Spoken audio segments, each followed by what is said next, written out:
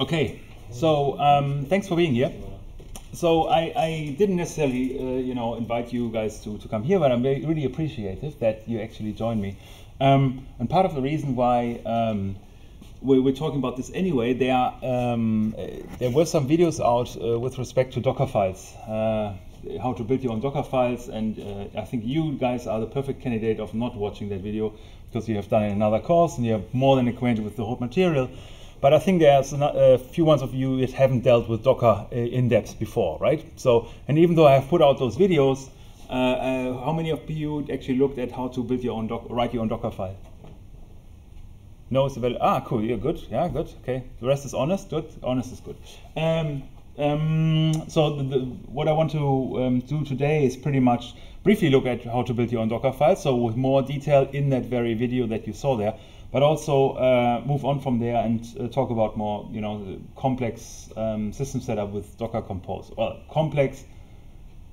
Yeah, I'm not talking to you guys when I talk about complex, but actually involving 2 or more services, right? So we'll talk about this in a bit. But first, I still want to recover the idea of how to build your own Docker file in the first place, because in the assignment there's one option. Now, next question: how many of you have read the assignment description? Ah, good. Cool. That is 3 out of 8. Yeah, that's pretty good. That's nearly 50%. So there was basically a requirement that we give you whole flexibility, but require some tech, and give you the option to use Docker amongst other things as well. So it's probably worthwhile just going into it a bit more and more explicitly.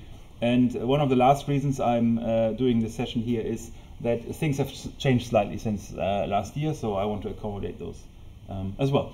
So the last session when we talked about Docker, which is ages ago, probably 3 weeks ago now, right? So roughly there, if not more. We basically just highlighted, okay, how you create images. What are images again? Not you guys. Okay, you guys. It's, well, an image of an operating system, or like a system, like, not an operating system, but a system that works. Take an image of it and you can use it to like start the system again or make several ones. Yeah. Yeah. If you translate it in the programming world, how would you characterize it? Template, I guess. Template is good, right? So almost like a template is probably sensible. Or perhaps even like a class, if you like, and you instantiate it, if you want to use that metaphor, right? So one class, multiple instances. So like now the other people, what are the instances called if the class is called image? You guys know. What is Docker all about? When you talk about Docker, what do you talk about? What kind of technology usually associated with it? Okay. Container. Ah, surprise! Yes, container technology. Who remembers me saying that word sometime in the medieval ages and stuff? Okay, cool. Container tech, right? So that's the idea.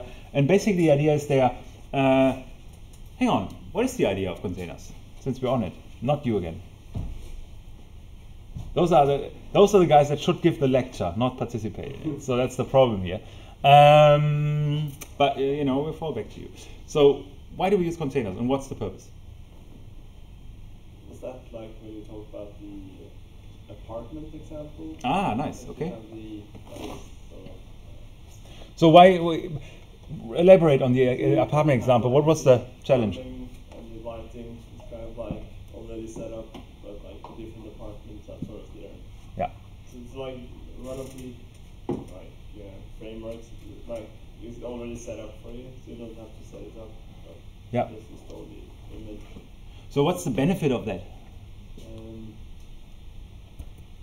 Just to worry about when you set up a container, at least. That one. So so I think you got the essence. Any amendments or any comments? It's a very crude example, but the idea is basically, okay, if we have virtual machines, that was the actual metaphor, like this here, right? If you have virtual machines, historically they are quite heavy weight, right? Because you have a complete installation operating system, right? File system, drivers, and all that pain that comes with it, virtual network cards and all that kind of jazz. So it's fairly complex. You have all the system libraries that are going along with this. You probably have a desktop GUI environment in worst case, especially in older Windows installations if you want to virtualize them. That's all painful. when in fact, oftentimes you just need a small binary, an executable. For example, in Go, right? So we consider it self-contained largely, right? So we have one executable that provides a REST web service, if you like. Then we can just serve and expose to the outside world. And the idea is there, okay, let's minimize all that boilerplate stuff that is repeatedly introduced, right? So operating system libraries, and minimizes very much to a core that only contains the libraries and the executable that we actually need for that particular service, right? Really dealing with size, making it small, and thus making it quickly instantiatable, right? So it's very fast to create a new instance. And that's the idea of containers, right? Containers rely on the underlying host operating system, right? So they're not completely independent, but they are a means of separating, isolating the binaries, the executable, from each other, but also from the underlying operating system, while at the same time using it, right? So it's the kind of, if you want, third generation virtualization. And I say it with care because some people object to the claim that it's virtualization in the first place, because it's nearly natively running on the machine itself. So there's a bit of a subject to discussion anyway. But I don't want to push it as far. But it's in the progression, historical progression, that's precisely what it represents. So that we don't really run virtual machines on a dedicated, a massive hardware setup. That we don't run virtual machines necessarily on top of another existing operating system, which we still often do, especially in for example, our desktop style virtual machines, but rather in containers. So then we briefly talked about, okay, how can we actually instantiate some of the containers? And one of the ideas was basically to build them from, not from scratch, but build them at runtime, right? Basically, you incrementally install software in those images, basically, and basically commit afterwards. So a bit like software development, but instead of writing your software incrementally and committing and pushing it, you're actually running your environment, like your Ubuntu or whatever else, and then incrementally installing software and saving the state, if you like, writing another commit. So that's one way. It's called the interactive way of creating Docker images, by recording those operations and then committing the images. So that is a good idea if you want to try out stuff, prototyping and see if your system actually works and actually keep a safe state, a reusable state. But of course, there's a problem with this one, right? So when you build something interactively, what's the problem with this, possibly?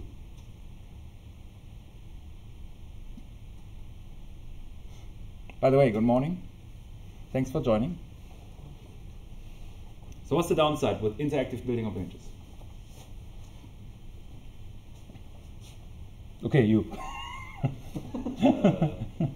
Well, for one, you inherit any bugs you might have already. Again, just repeat this, please. You may inherit any bugs you already have when you just record a system and build it from the ground up. Oh, cool. So the comment there, just for repetition for stream, is basically that you probably introduce or retain the bugs that are built into the system, right? Or things you got wrong along the way. Yep, cool. What else?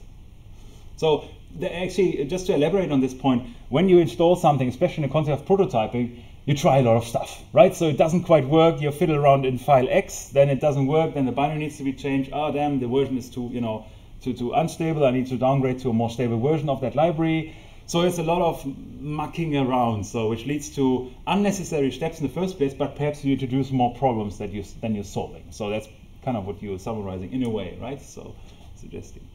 What's another aspect? Yep. Kind of in the same way of things, but the interaction usually is larger because you install things over time, just as you said, and you don't uninstall it. Yep. So if you take a picture of it and then remake it, you're going to have useless stuff being installed for no reason. Yeah. There's a bloat effect in there, yeah. So that's right, that's a good point. And one of the other aspects when you build images is that they are built in iterations, right? So you build in so-called slices, right? Or layers rather, right? So you have an image that's built on top of other images. I'll just bring up this visualization here taken from that site, which highlights it reasonably well, that you have some sort of baseline image that you build off, right? So a boot image, and there's a Debian image on top of it, then there's an Emacs image on top of it in this example, Apache image, and so on. So you incrementally have layers that you build into images, right? So if you introduce unnecessary stuff, you have some sort of bloating effect in there, right? The other problem is also there, usability, Because this very image, in this case, I would just guess that is basically a Debian-based Apache environment that's running there. There is some writability characteristics. If you give that to someone else and they want to do something with it, what's the problem there? They have to build it from scratch. Assuming you give them access to your Docker host with that image, so they can actually use it, what's still the problem?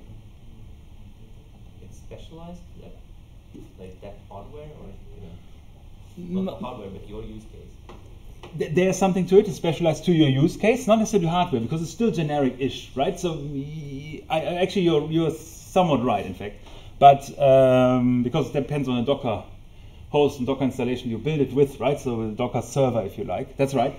Another thought angle, perhaps. What about transparency? Is a keyword there. Would you just take someone else's image, readily compiled and generated image, and just use it to build your image on top of it? Docker wants us to. Docker wants us to, yes. Yeah. But what images are you using? I thought about that example, like if a friend of mine just sent me an image. Yeah. I can't really be 100% sure, like what it contains.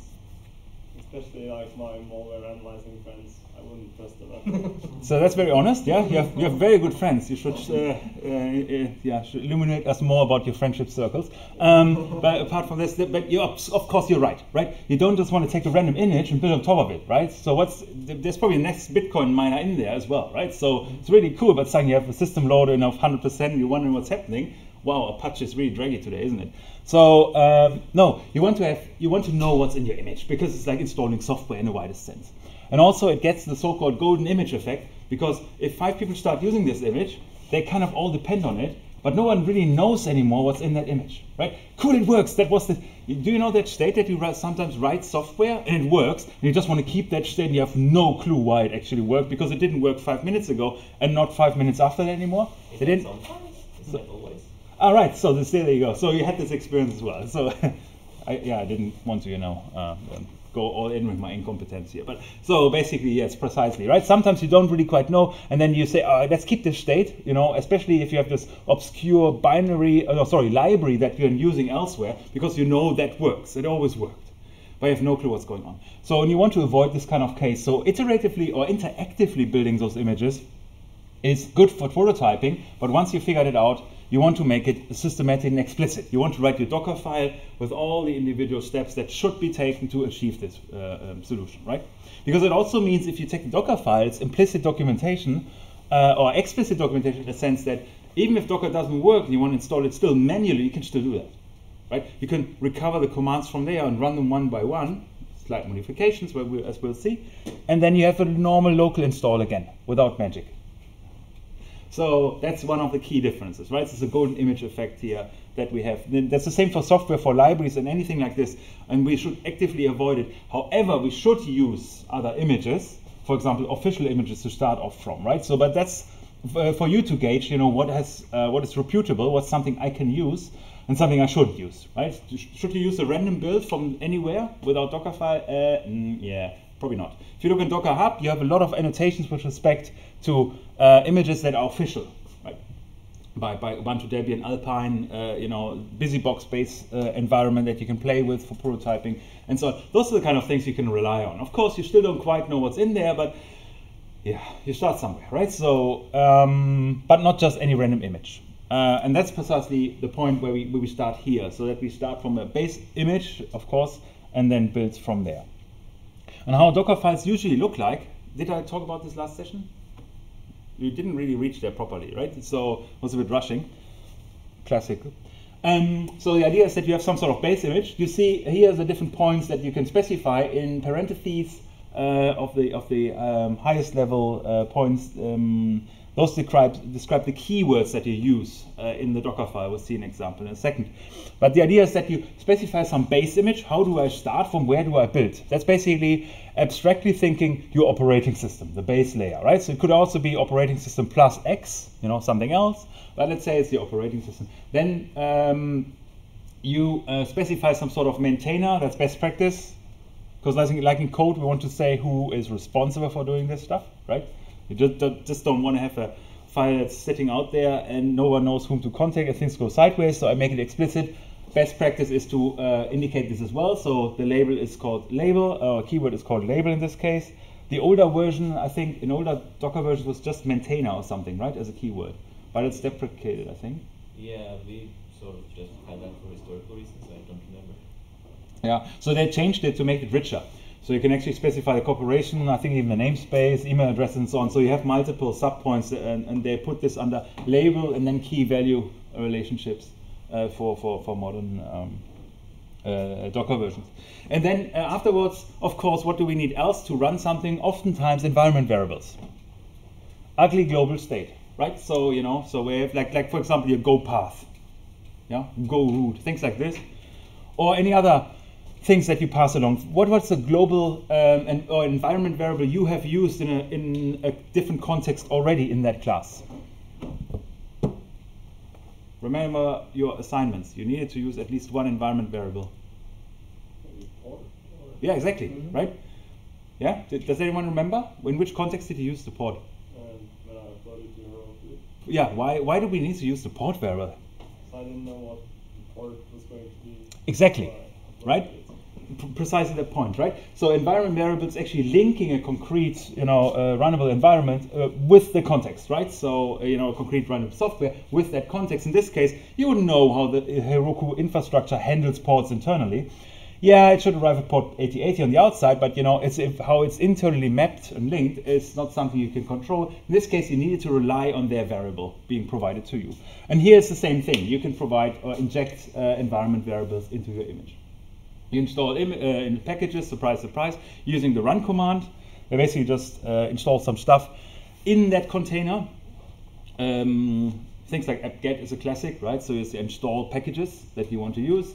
And then you also have the option to actually add and copy files. And that usually means that from wherever you're actually building the image from, you can copy files from the local file system into that image, right? For example, you have a hosts file, for example, for DNS that you want to inject in your image hard, then you can actually copy this from your local machine, from the build machine, into the image itself.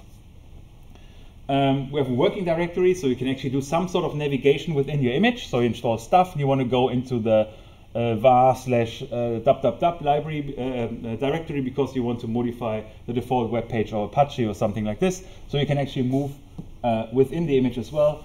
Then you can link it to so-called volumes. Oh, yeah. What's that? Volume. Well, external storage space. Okay. Why do we have this? So that you can link several Yep. containers. Yep. Cool. Yeah. So just to clarify a bit of terminology. Hang on. Is that permanent marker? Let's hope not. Probably not. No. Good. So we have containers here.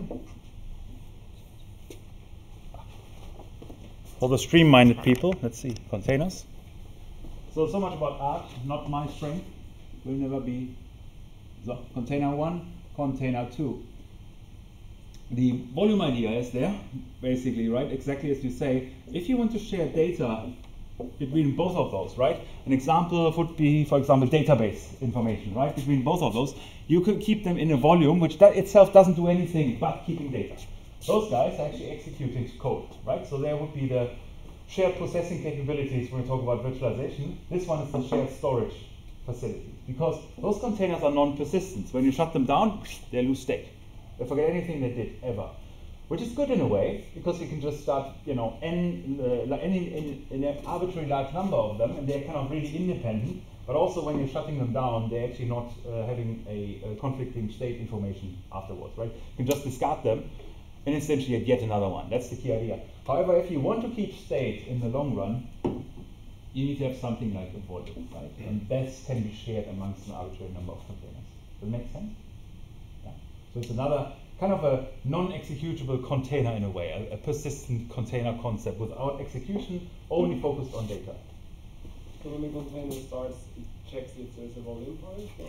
If you specify though, so yes, exactly, right? So that's part of, this one is building the Docker file, so you need to explicitly specify, yeah, there's a volume, right? If you don't specify, no. Yeah? Then it will just start and die afterwards and everything is gone. You have entire information. You will have to keep everything in memory as long as it runs, of course, but that's not an assumption you should make in the first place, because Docker containers can fail easily as well, right? So we have restart policies, and when resources are exhausted, they may just be removed. Similar to Android apps as well. There's this risk as well that applications can be removed at any time, so you need to deal with this as well explicitly. But if you don't specify it, you don't have it. Expose. Define ports. What are ports again? Ta-da. The ins and outs of your network card on your computer. Brilliant. Since we are on ports, which ISO OSI layer do ports sit on? Exam stuff. That's very good. Which one, in terms of numbers, which one would you? It was the second from the top. In which model? In the TCP/IP. Right, yes, that's correct. So, yeah. So, but if you look from the bottom, which layer is that? That's usually how we count. L3. From the bottom, and the fourth one. The fourth one, yes. What was your point? No, I thought it was L3. Layer 4, I guess. In this case, layer 4, right? So, what was layer 1? The physical layer. Yep. Layer 2? Network layer? Not quite. Data link. Data link. Yeah. Third one? Network layer. Yeah. And then fourth? Application layer. No. One lower? Transport layer, right? Transport layer, and then we have the combined application layer things up there. So layer 4 generally. Anyway, it's just, it's not super relevant right now. I just want to, use the opportunity. Okay, ports, right. So this is how you specify ports. Note, however, even though it looks hard and fast in the specification, this is for documentation reasons, right? So in Docker, it's actually not required to specify those, but it's required to link them if you use them. But it makes it explicit. Hey, my application will be listening on port 8080. Right? Here's the Docker file. If you read the file, you will know, even by not getting any further information, you probably need to expect traffic to happen on port 8080. Because fundamentally, Docker containers are not about you going in and looking at some GUI and clicking around. It's basically interacting via network. It's services, right, that you provide. Thus, network connectivity is kind of a must-ish anyway. Cool. On the right, balance is basically defining entry points for execution, right? So you can provide multiple ones, or they can have different parameter sets and so on.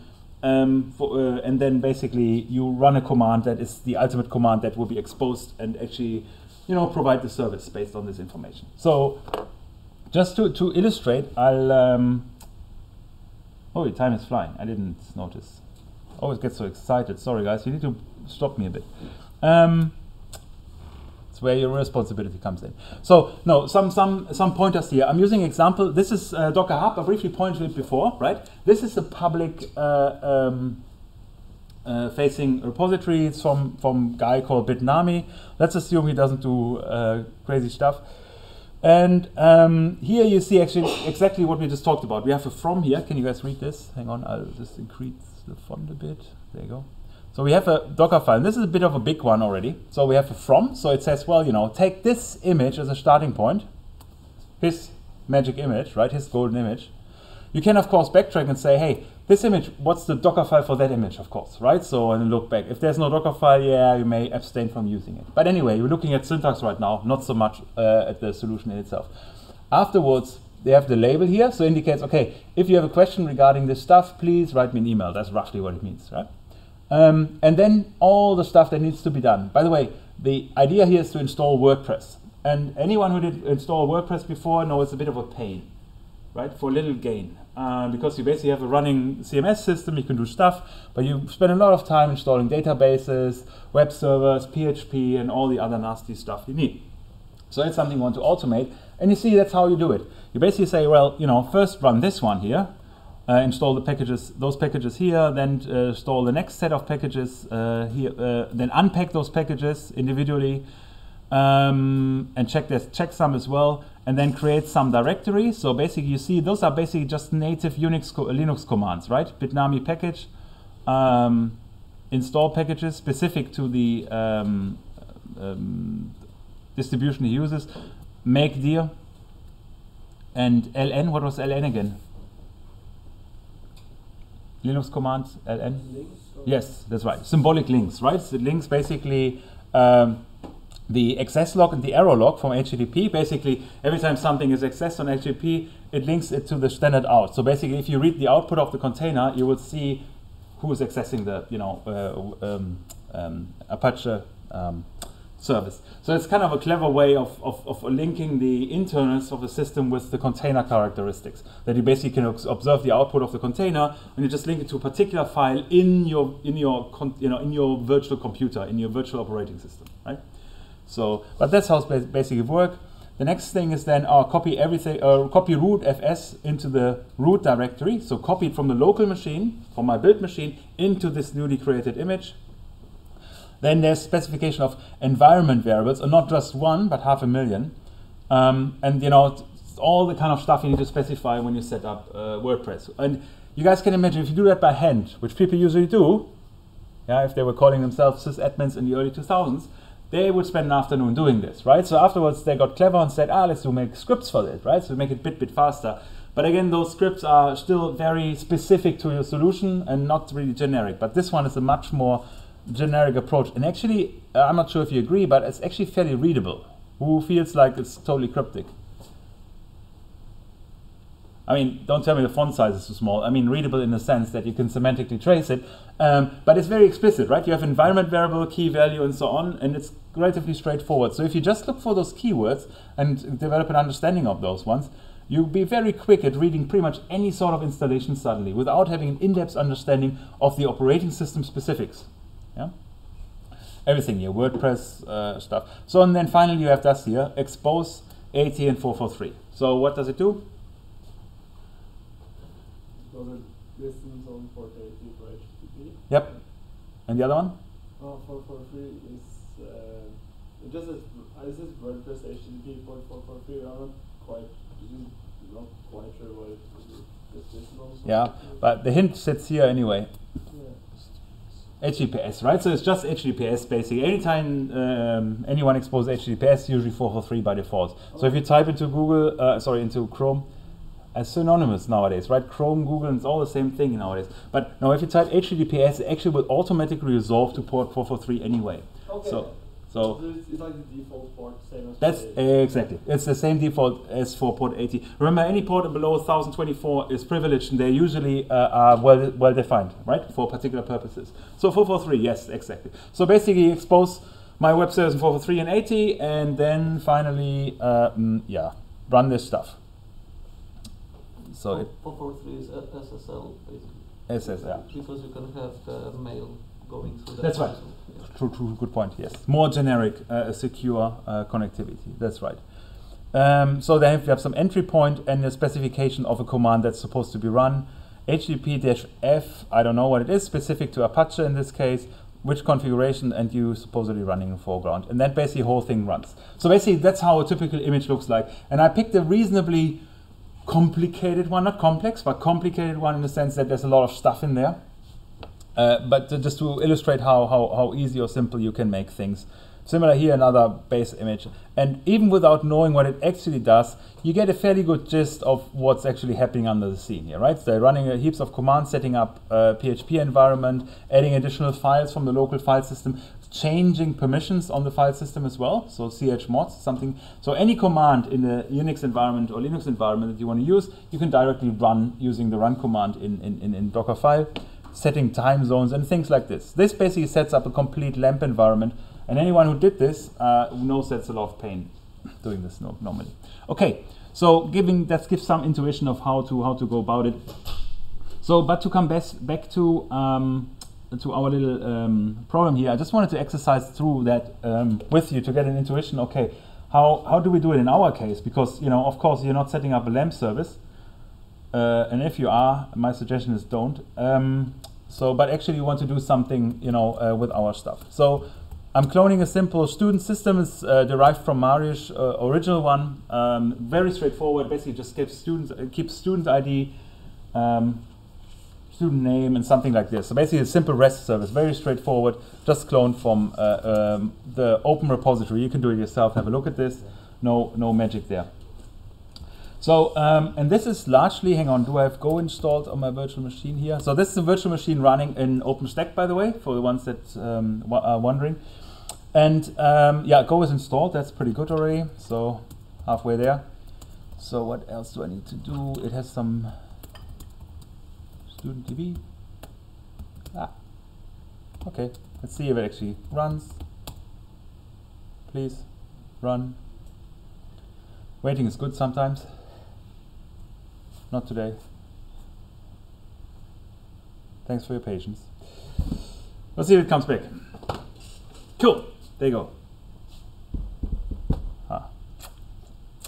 Yeah, so that's not going to happen. But so it basically says using in-memory database, waiting on port. Okay, let's give you an intuition what is actually happening under the scenes. Let's do a bit of a cat on main.go and see what's happening here.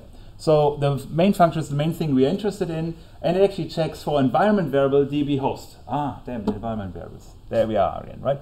Which I didn't specify, right? Tedious. So it can't just download this thing and say go run. You actually need to think about the database host I want to specify, but if none is provided, it just says I use the in-memory database. Basically means I keep everything in memory, and if I'm shut down, I lose everything else. So that's good.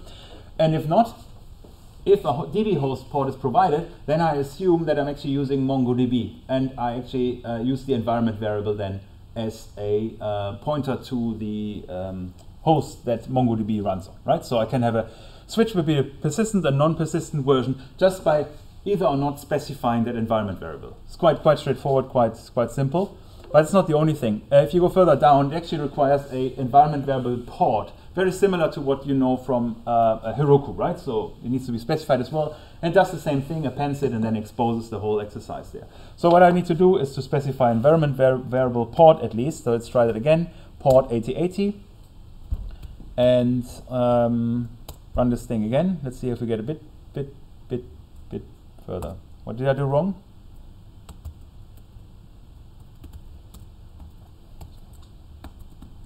This, hopefully.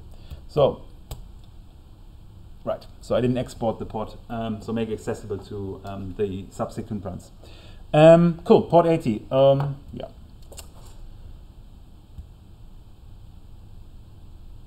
I'm just opening a second window to make it easier, so we work on that very same host, but we can interact from it from both sides. We see the server now on the left side. On the right side, we see some other stuff. Of course, cheap as I am, I've prepared some queries that I would ask the system. So, so basically what I'm doing is I'm sending HTTPS request with a content type application JSON using curl, and I'm sending a GET request onto a particular URL. In this case, localhost 8080/student, because that's the API I'm dealing with, right? Relatively straightforward. And yes, it connects. I get an HTTP 200. Nothing is in there. Surprise, surprise. Running in-memory database. All good so far. So basically populating this with some post information. So we're just doing a lot of playing around with those ready-made queries here. It's basically quite straightforward.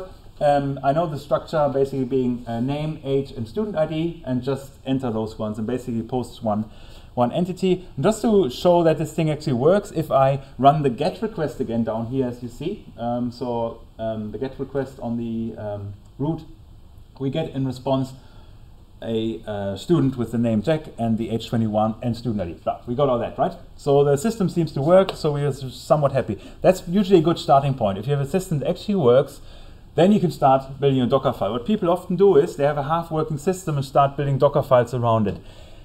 Hard, because Docker is not for debugging. Docker is for building images of stuff that already works. So it's always good separating software development from the actual deployment. Do you guys have other observations or experiences? No, it's just if you want to test one program, it's easier to start with a container than to start to the end. Yes, but I'm thinking in terms of Docker right now. So I want to, if you, for example, like what I did right now, if you want to test the program, how it actually works, get the guts right, you want to debug this on the host first, so you need the port variable and things like this, other than just naively specifying a Docker file. And then things are blowing up and you're not sure, is it Docker or is it my program, right? Because now we kind of can isolate already what we need to do in order to provide a controlled environment for that program. So then we can concentrate on Dockerfile and see what we get wrong there. And there's a lot to get wrong anyway, you guys know that. Cool, all right, cool. So we got an intuitive idea, but it seems to work. So the first thing is, of course, you saw before that there's the option to deal with MongoDB, right? So, okay, so now we already have the option. So should we, so how do we install MongoDB on Ubuntu, of course, right? Because that's our problem space. What do we naively do? We go to MongoDB, to the website, mongo.org, and see how do we install it. And they tell us, well, it's actually super straightforward. You just, you just import the public key using the package management system. Then you amend your sources.list.d file. Then you read the local database again. Then you install the MongoDB packages. Please, yes, don't forget to install those optional packages. And finally run this thing. How straightforward can it be? Brilliant, right? I love it, no? Okay, not.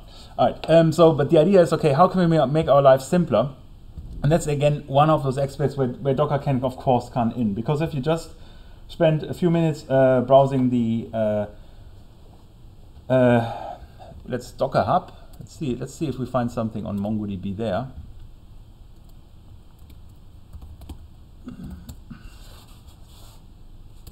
Of course, the same club.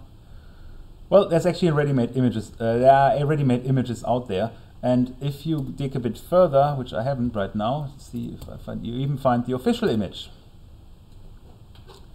And this may probably be the simple starting point. Instead of spending time on actually building your own, environment, installing Mongo by hand and things like this, why not get an official image? And that can be quite simple, effectively. So if we want to have a very straightforward installation of MongoDB, they can do something like Docker run. So yes, well, nearly. And we do something like Mongo latest. Good. So Docker run. So this obviously doesn't quite help. So what this would do would look into the shared repository online and check, okay, is there a Mongo image? And then if there's one, take the latest version of it, the latest tag of it, right? So we don't actually care about particular version, just install Mongo blindly. Few things we need to provide though is, first of all, for my sanity, we need to provide a name of the container that we're running. Let's call it Mongo, so we actually can easily access it later on. What else do we need to provide? Again, remember, we're dealing with services. What was that? Port, yes, the level 4 thing, right? Yes. Ports, exactly. How do we specify ports? Docker experts? As you normally did, just -p. -p, right? So we just -p, and then we point host port to container port. So that's precisely that. I'm running time. Right. So, and if we bring this up, I got something wrong. What did I get wrong? I forgot the space. There you go. So it says already, oh, hang on, I can't find this image locally. Let me download this image. And it basically downloads all the slices of that image and stores them. Sorry, and saves them on the local machine, and then compares the hashes so you can be sure you got the image right. And once it's done with this, it actually will instantiate it. Right? So it says to download newer image for Mongo test, and then your system seemingly blows up, but it doesn't. It's actually just Mongo running in foreground in this case. Because the idea is there, let's just show the system from a running perspective. So if we now run docker ps, that was the command to assess running environments, you see, oh cool, there's actually a new image, a new container running with a cryptic ID. And that's part of the reason why I gave it a reasonable name. It's -- name because so I can actually meaningfully use it afterwards. So it's called Mongo, this particular container, and it's running on the image Mongo latest up for 17 seconds and running the following command internally. So if we run Docker images now, we'll see, hang on, there's an image now as well. It's called Mongo with the tag latest image ID.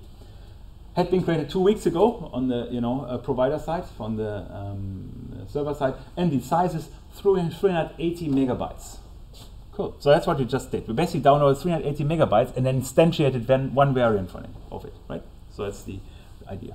So that's what's happening in the background. But this was relatively straightforward. Now we have a fully fledged functioning Mongo with one command, basically. Fully fledged functioning Mongo instance there, right? So if we now run our magic or not so magic application again. So unfortunately, I need to find out again where we are. There we stored it. CD cmd student b go run. Right, now we need to do a bit more magic. I promised that we use the port. We need to provide a DB host, local host. So if we tell the system in advance, okay, we have a DB host now.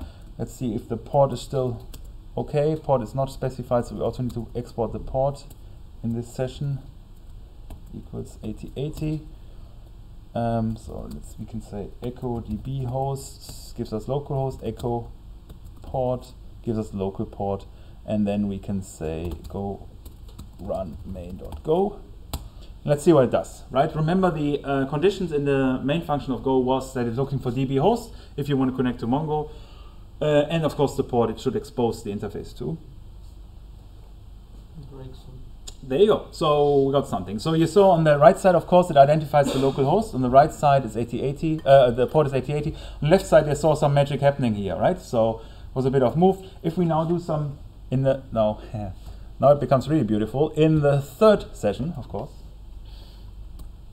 Who likes it simple, right? In a third session, if we now actually do our queries here again.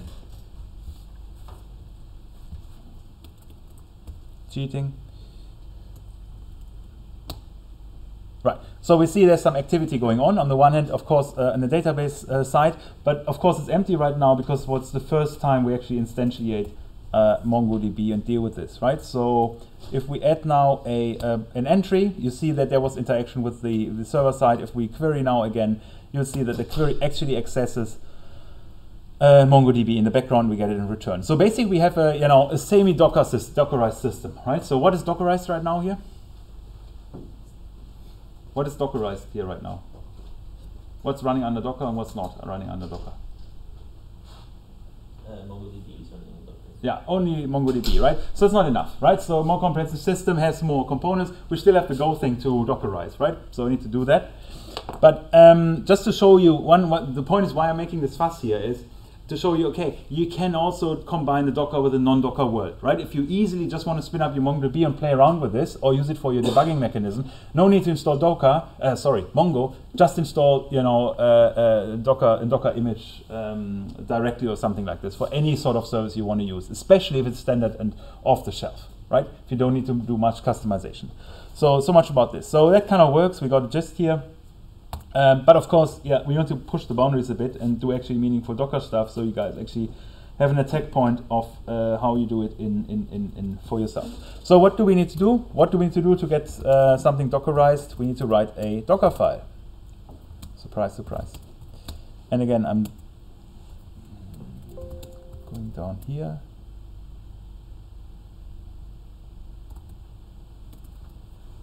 IMT2681.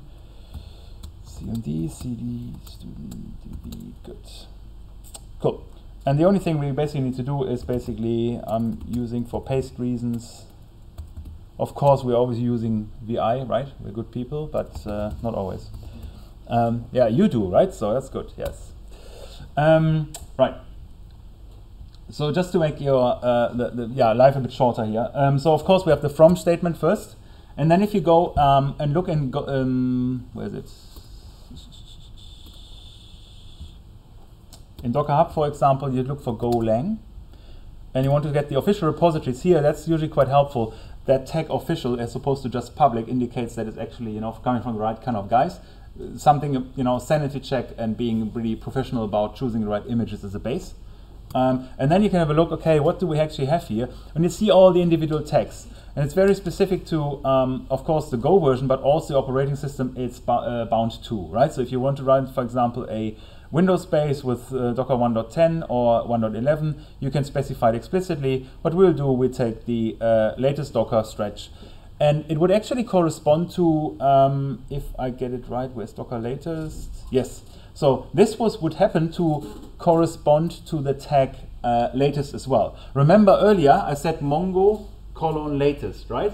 So use Mongo, the Mongo image, and use the latest tag of it, right? Think about it like commits, right? Use the latest commits, because there may be earlier versions of it, right? You can commit on top and so on. What's the problem with always using the latest one?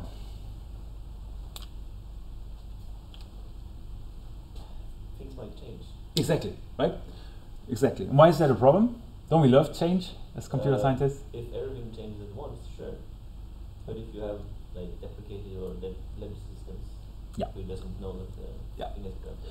That's right. So it's generally good practice, particularly in Docker world, because where it's about deployment and stability, right? So primarily, I'm not sure why this is not working. Anyway, where it's about stability and reliability, because you want to run this in 2 years and want to bring up your system without much fuss and much discussion, you need to get the solid solution, right? So it's quite important to get that right. So in this case, we just say Golang and then provide explicitly the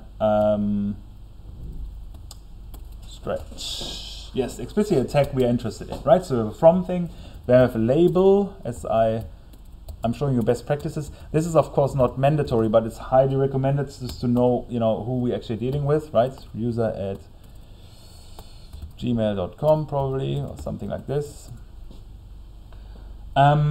Right, so you want to run something with Go, and that's basically just, how do we get the intricacies of Go going? We need to run Go get usually to get something from a repository. So ideally you host something somewhere, and I use the very same repository I've just downloaded from myself on the local machine, IMT2681 cloud, see how it goes, CMD student DB. I hope I don't have a typo in here, but that's on me then.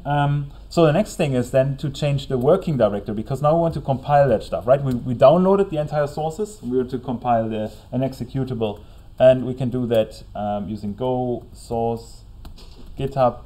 And this simply because we know where it's downloading the information to. This is sometimes the trickier bit, to actually know what's happening. Yeah, I need to make a break. Let me finish my sentence, I'll make a break. The point is, sometimes you need to go into the directory to actually build your executable, so you kind of need to know the details a bit. So here it's important that you know where Go get downloads its stuff to, for example, right? And with this, I leave you into a break before we finish that image, or I'll finish it up and then we'll run through that briefly. Thank you for your patience so far.